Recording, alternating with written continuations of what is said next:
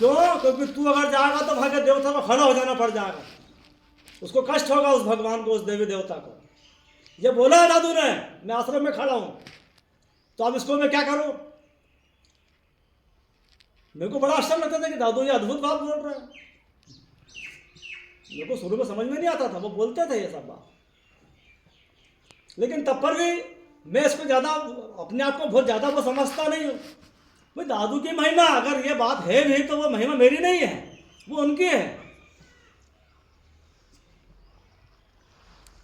और इसके बाद भी हमको सम्मान करना है, वो हमारे मतलब साक्षात वो तो ईश्वर का, सृष्टि का जो विधान है उसके वो बहुत बड़े बड़े पात्र हैं। हम लोग कुछ नहीं है, कीड़े मकोड़े हैं, हम सब उनकी चेतना का लेवल बहुत ऊपर है। अब दादू की महिमा है जो ऐसा बोल देते हैं, उनका बड़ापन है, लेकिन हमको तो अपनी औकात समझना है ना, हमको अपनी औकात में रहना है कि हम क्या हैं। तो ये मैं केवल बोल नहीं रहा हूं, ये मैं हूं। अगर ये मैं होता नहीं तो दादू मुझे ना बिठाते।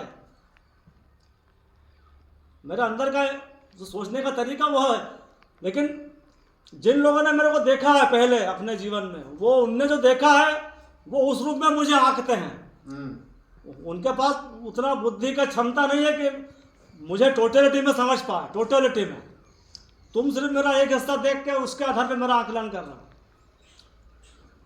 अगर मैं केवल उतना ही होता तो यहाँ फिर तुम बैठे होते ना, तुम इतने ज्ञानी भी हो और सीनियर हो और क्या क्या तुम मेरे को प्रवचन झाड़ते हो, तो तुम यहाँ क्यों नहीं हो? मेरे को इसका आंसर क्यों नहीं देते हो पूरे संघ को? तुम यहाँ क्यों नहीं हो? एक ही आंसर चाहिए, तुम जिसकी भी बात कर रहे हो यहाँ क्यों नहीं है? वो जब भी आता तो 2 घंटे 4 घंटे, 1 दिन 2 दिन इसके लिए आता, फिर कहाँ घर जाता है। और तुम सोचते हो कि मैं तुमको फोन करके तुमको मैं पूरी जानकारी दूं। क्यों भैया? तुम ऐसा कौन सा महान काम कर रहे हो गुरु के लिए कि मैं तुमको जानकारी दूं? ये अगर मैं देता होता ना तो ये जितना भी तुम देख रहे हो कुछ भी नहीं बनता। ये गुरु की इच्छा से, अंतर प्रेरणा से जो भी मेरे को दिमाग में आता है, जो मेरे पास साधन है, उस आधार पर सब ये धीरे धीरे होता जा रहा है।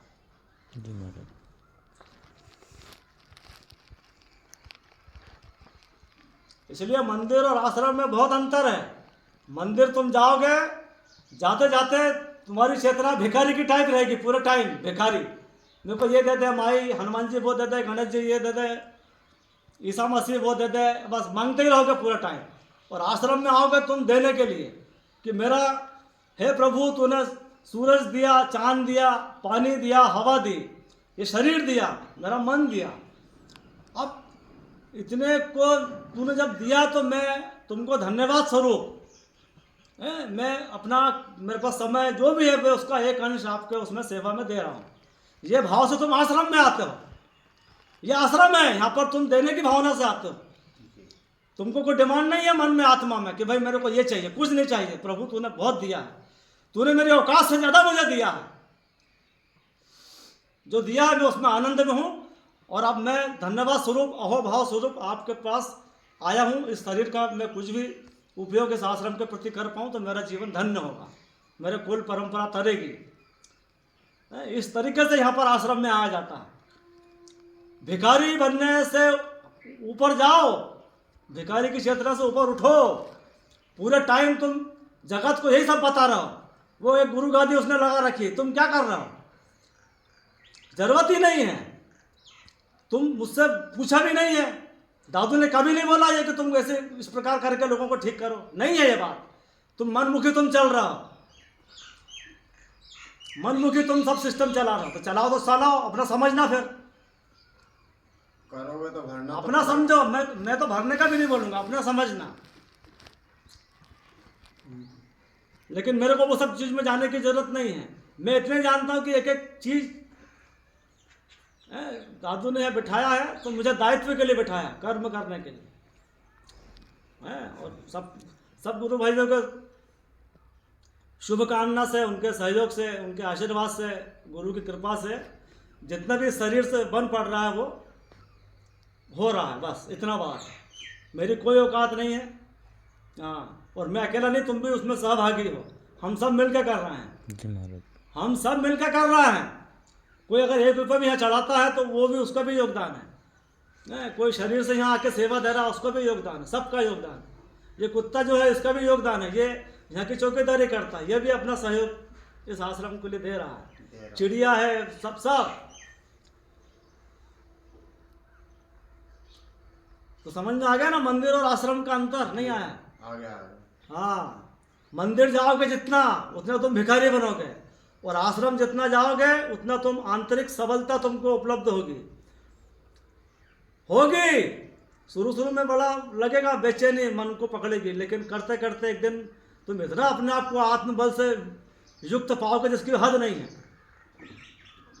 भयंकर कॉन्फिडेंस तुमको रहेगा, अद्भुत है।